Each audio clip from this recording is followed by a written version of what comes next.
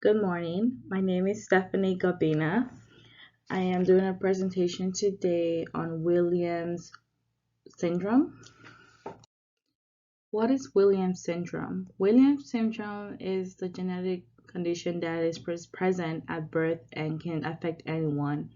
It is a developmental disorder that affects many parts of the body. This condition is characterized by mild to moderate intellectual disabilities or learning problems. It also includes unique personality characteristics, distinctive facial features, and heart and blood vessels cardiovascular problems. This condition is also characterized by striking verbal abilities, highly social personalities, and an affinity for music. What causes Williams syndrome? Williams syndrome is caused by the spontaneous deletion of 26 to 28 genes on the chromosome number 7. The deletion occurs in either the egg or the sperm used to form the child with Williams syndrome. The elastin gene deletion accounts for many of the physical features of Williams syndrome. The extent of these deletions may vary among individuals. In most families, the child with Williams syndrome is the only one to have the condition in his or her entire family. The individual with Williams syndrome has a 50% chance of passing the disorder on to each of his or her children. How many people have Williams syndrome? Williams syndrome affects an estimated 1 in 7,500 to 10,000 people. An estimated 2,000, 20,000 to 30,000 people in the United States have this condition. It is known to occur equally in both males and females and in every culture. To the side, the picture just says quick facts. Williams syndrome affects 1 in 10,000 people worldwide. Affects males and females equally. Common features of Williams syndrome. Characteristic facial appearance. Most young children with Williams syndrome are described as having similar facial features. These features include a small obtuse nose, long philtrum, upper lip length, wide mouth, full lips, small chin, and puffiness around the eyes. Blue and green-eyed children with Williams syndrome can have a prominent starburst or a wide lacy pattern on their iris. Facial features become more apparent with age. To the bottom right includes a picture that shows the facial structures.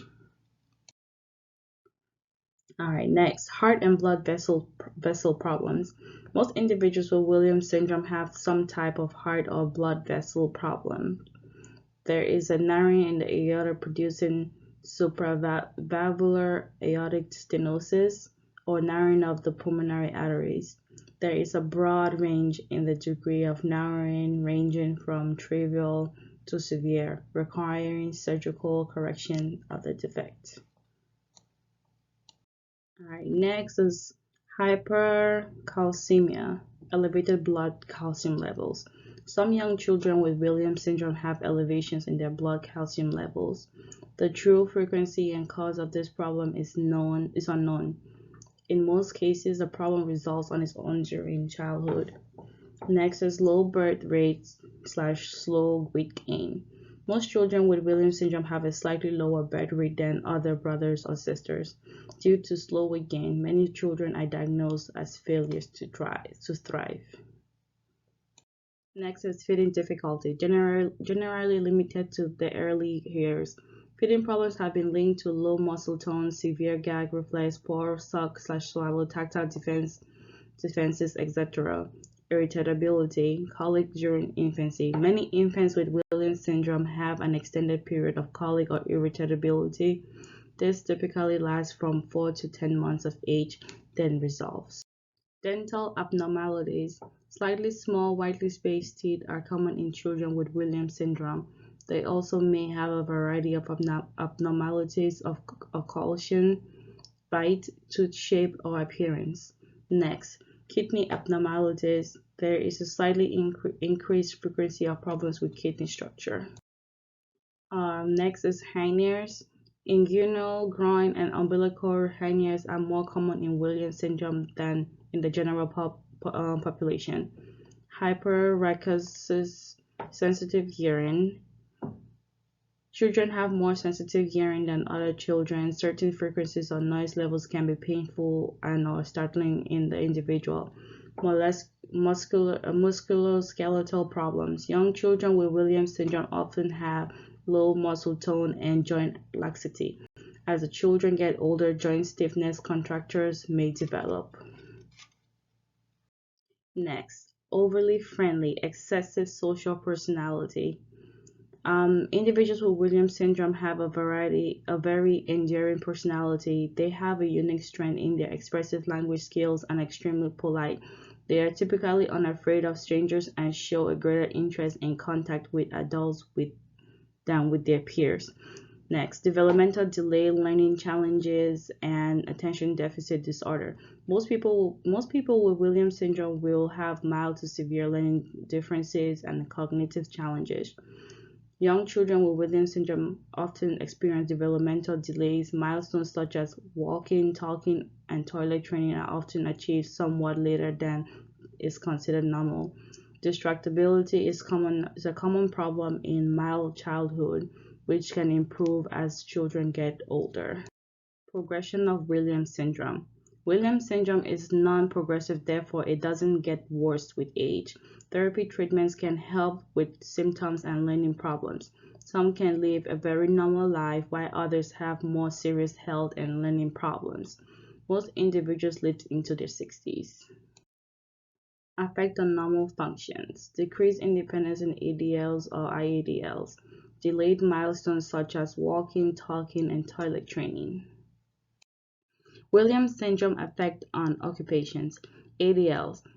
Decreased self-independence in self-care activities due to poor safety awareness. Education. Students will need assist with curriculum accommodations to support student struggles. IADLs. Limited ability to participate in IADLs without help from a caregiver.